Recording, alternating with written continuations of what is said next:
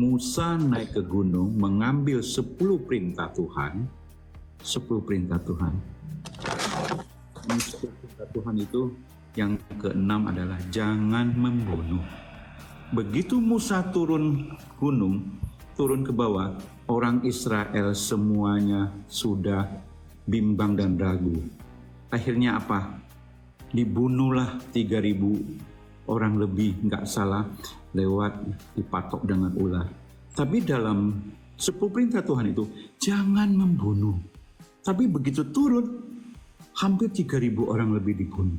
Nah, kata membunuh itu apakah ada yang diperintahkan, ada yang dilarang? Nah, gimana nih Kak Elia yang bisa bantu menjelaskannya?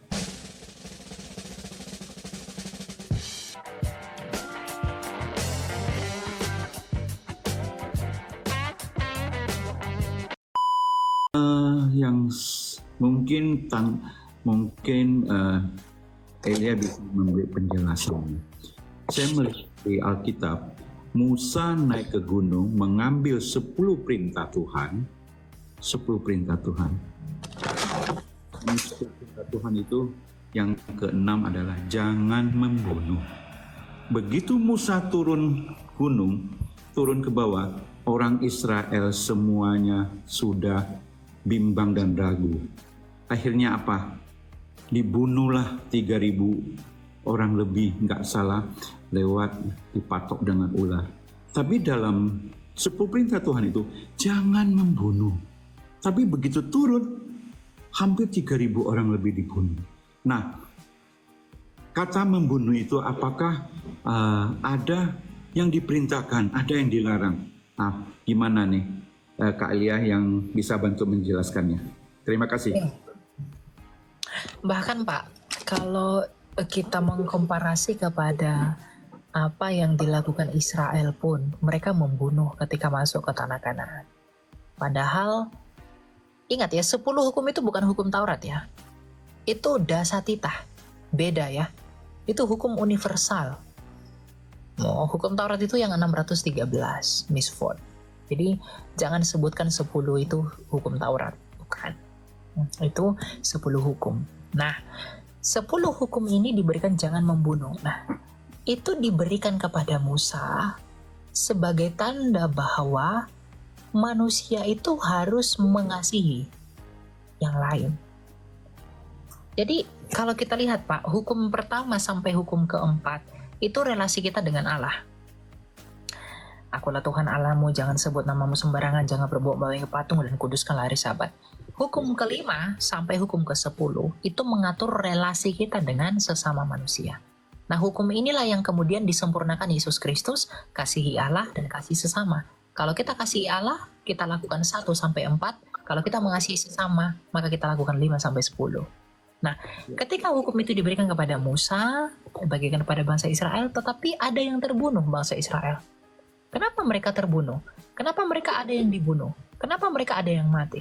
Itu karena dosa-dosa mereka dan sanksi bagi mereka. Seperti misalnya orang-orang yang dipatok ular, ya, yang ketika mereka tidak melihat kepada ular tembaga itu mereka akan mati. Itu kan karena kesalahan mereka. Itu sebagai sanksi dan hukuman. Jadi bedakan hukum yang diberikan itu dengan sanksi dari kematian itu. Jadi hukum dalam 10 dasatita, hukum ke-6 itu berkaitan dengan apa? Mengatur moral manusia agar tidak membunuh sesamanya oleh karena motivasi kebencian dan lain sebagainya. Berbeda dengan yang terjadi bagi bangsa Israel, di mana mereka mengalami kematian karena sanksi yang dibebankan bagi mereka atas kesalahan mereka sendiri. Begitu. Ya. Boleh lagi tanya satu lagi ya? Ya, silakan. Ya. Di dalam, saya baca di dalam Alkitab, Elia juga tahu bahwa Yesus saat disalibkan, kata-kata terakhir, dia bilangkan kepada muridnya, hai ibu, itulah murid-murid anak-anaknya. Nah, kalau di bahasa Mandarin, Tuhan Yesus yang waktu saat salib itu, dia bukan menunjukkan bahwa ibu, tapi dia bilang Fuden adalah wanita. Hai, Dalam wanita. Yunani itu gunaika. Nah, dalam Indonesia ibu, kalau di bahasa Mandarinnya itu furen itu perempuan.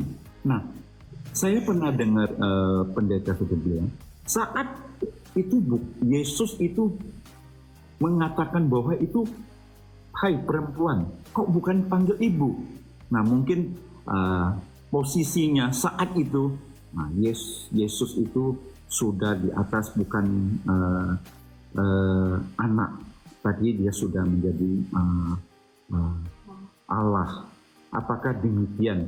Ada sedikit perbedaan dalam bahasa.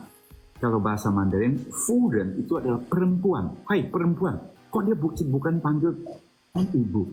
Nah, ini perbedaan, saya sedikit tidak ngerti ya bahasa Mandarin, perbedaannya gimana nih? Coba tanggapan Bu Elia gimana? Itu dalam bahasa Yunani punya satu kata Pak, gunai.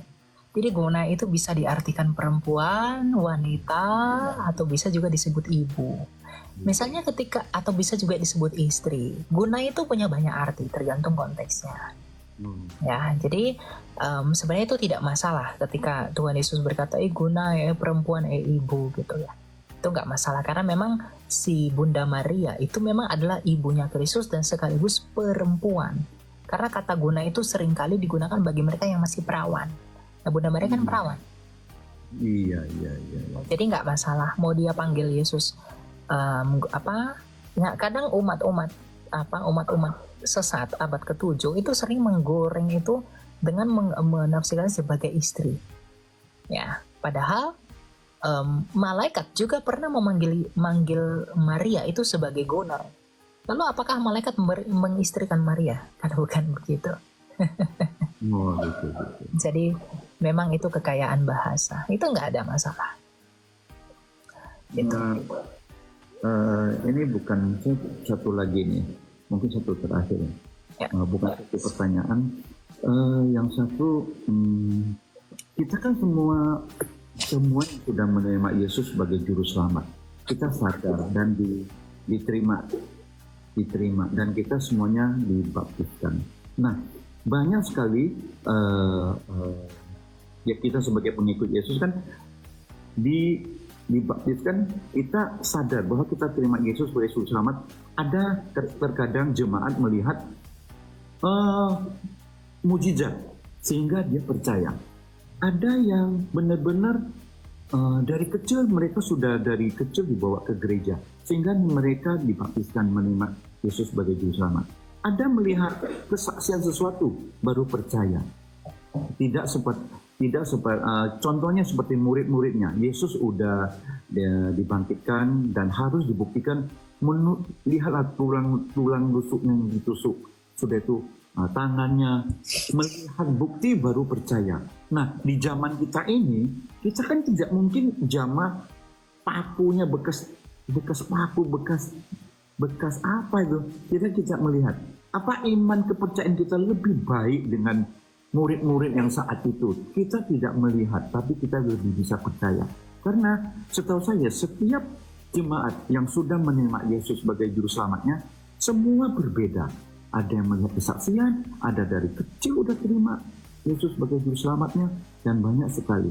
Nah, kira-kira iman kepercayaan kita yang tidak harus melihat bukti memegang tangan Yesus yang saat bekas-bekas yang dipaku, apakah iman kepercayaan kita lebih baik daripada saat-saat muridnya pada zaman itu? Terima kasih Bu. Terima kasih Ilya. Ya, Tuhan Yesus tidak pernah mengatakan lebih baik, tapi Tuhan Yesus mengatakan berbahagialah mereka yang tidak melihat namun percaya. Tuhan Yesus nggak pernah bilang lebih baik mereka yang tidak melihat tapi Tuhan Yesus hanya berkata berbahagialah mereka yang tidak melihat tapi percaya. Jadi kalau Anda percaya walaupun tidak melihat sesuai sabda Tuhan Yesus, maka berbahagialah Anda. Itu saja. Ya. Sekarang lanjut yang lain. Oke, ya. Tuhan berkati ya Pak. Ya. Silakan Virgo. Selamat malam, Mister. Selamat malam. Ya, atas kesempatannya Kak. Saya mau nanya terkait Tritunggal. Ingin tahu lebih terkait Tritunggal, Kak. Ya, hal apa yang mau kamu tanya dari Trinitas?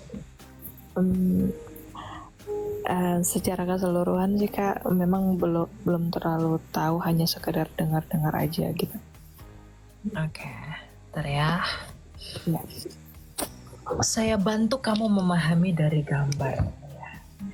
Saya suka buat sketsa tentang Tritunggal.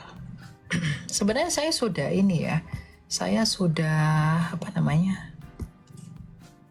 saya sudah pernah buat itu dalam satu video yang menggambarkan ini. Sebentar ya, saya ini dulu.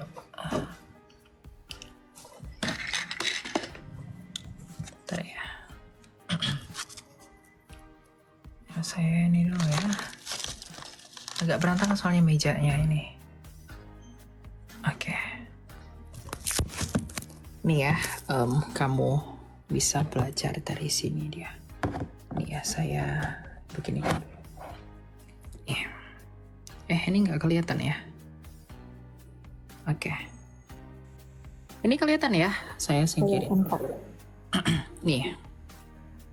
Ketika kita belajar tentang Allah Trinitas, Trinitas itu apa? Kamu harus mengerti bahwa Trinitas itu dari akar kata Latin.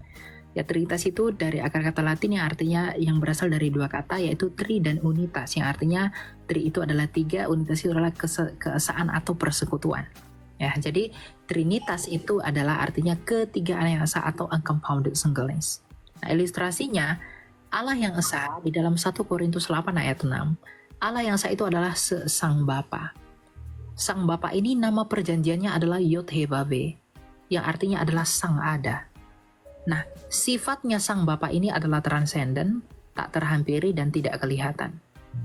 Ya. Nah, di dalam dirinya Sang Bapa yang adalah Allah, dia memiliki firman atau logos dalam bahasa Yunani yang artinya adalah daya cipta atau ilmu atau kecerdasannya Bapa.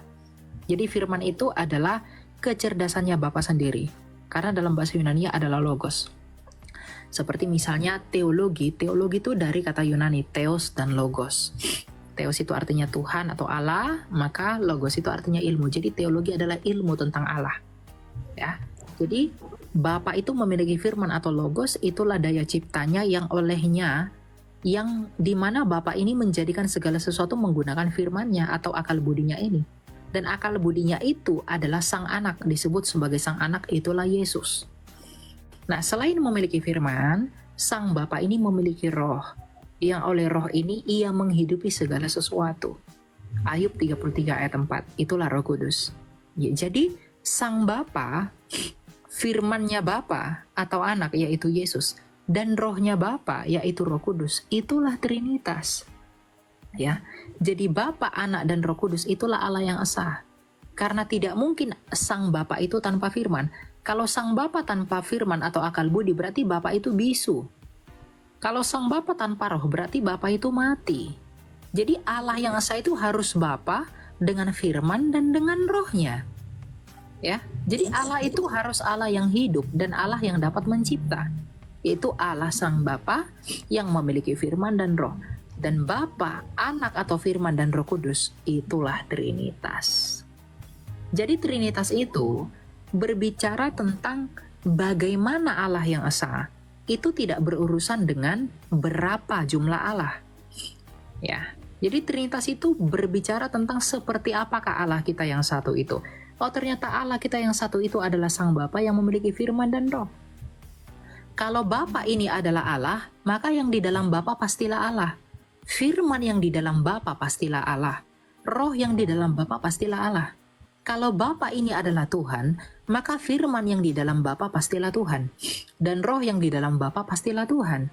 Tapi tidak ada 3 Tuhan, hanya ada 1 Tuhan.